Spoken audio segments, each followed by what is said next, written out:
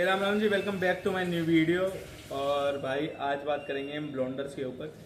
तो मैंने एक वीडियो बनाई थी जिसके अंदर मैंने ब्लोंडर्स के बारे में बताया था कि उसको फॉइल्स में कैसे यूज़ करते हैं और इन आउट फॉइल्स कैसे यूज़ करते हैं और ग्लोबल में कैसे यूज़ करते हैं। तो देखो, बेसिकली पहले आप ये समझो कि ब्लोंडर होते कितने तरीके के लॉरेल के अंदर। तो लॉरेल के अंदर 3-4 तरीके के ब्लोंडर आते हैं। पहला आता है प्लेटिनम प्लस, फिर आता है प्लेटिनम, फिर आता है MT8, फिर आता है MT6, एक आता है मैजिमिश और आता है FSOR। तो प्लेटिनम प्लस जो रहता है भाई आपको देता है 7 लेवल की लिफ्टिंग और ये रहता है पेस्ट फॉर्म में और ये रहता है आपका अमोनिया फ्री।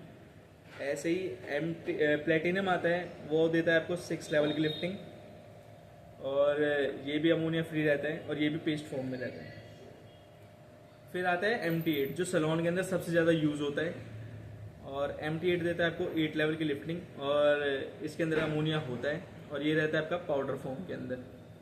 फिर आता है आपका MT6, ये आपको 6 लेवल की लिफ्टिंग देता है, ये भी पाउडर फॉर्म में रहता है और इसमें भी अमोनिया होता है। फिर आता है आपका एक मैजिमिश। तो बेसिकली मैजिमिश एक हाई लिफ्टिंग क्रीम है, लाइक आप कलर कंसिडर कर सकते हो उसको। वो ना तो वो पेस्ट की तरह काम करता है, ना आपका पाउडर की तरह होता है, वो एक कलर की तरह रहता है। उसके अंदर होते हैं 3 चीज़ें। पहला रहता है आपका मैजिमिश का पाउच, दूसरी रहती है मैजिमिश की क्रीम और थर्ड रहता है आपका डेवलपर, जो भी आपको डेवलपर देना होता है। ठीक है। फोर्थ रहता है आपका FSOR यूज़ होता है आपका ग्लोबली जब आप ज़्यादातर ऊपर मतलब आपका कोई प्रीवियस कलर है और आपको रिफ्लेक्शंस को डाइल्यूट करना होता है तो उस टाइम पे FSOR का यूज़ करते हैं। और FSOR यूज़ होता है आपका सबसे ज़्यादा आपके रिफ्लेक्शंस को डाइल्यूट करने के लिए जो आपके हेयर में ऑलरेडी हैं और आपको वो रिफ्लेक्शंस नहीं चाहिए, ज़्यादातर इस तरीके से यूज़ होता है। ठीक है। तो अब इनकी मिक्सिंग की बात करते हैं। देखो, मिक्सिंग आपको इस तरीके से रखनी चाहिए। अगर आप फॉइल के अंदर काम कर रहे हो तो आप वहाँ पे मिक्सिंग रख सकते हो 1:3 की भी। लेकिन अगर आप विदाउट फॉइल काम कर रहे हो, सपोज करो बाल्याज कर रहे हो, तो आपको मिक्सिंग रखनी चाहिए 1:2 की या 1:1 की। या आपको उस टाइम पे हेयर की थिकनेस या डेंसिटी को देख के जज करना चाहिए कि आपको किस तरीके की वो रखनी है, आपके हेयर पेस्ट की जो थिकनेस रहती है। तो देखो, आप 1:1 रखते हो तो आपका ये रहेगा, आपका पेस्ट बहुत ज़्यादा गाढ़ा बनेगा, जिससे होगा ये कि अगर आप बालेज वगैरह कर रहे हो सपोज, तो आपका प्रोडक्ट ड्रॉप आउट नहीं होगा नीचे फ्लोर पे, और दूसरा आपके बालों में जहाँ पे आपने लगाया वो वहीं पे ही रहेगा। ऐसा नहीं होगा कि वो नीचे चला जाएगा और बालों के अंदर।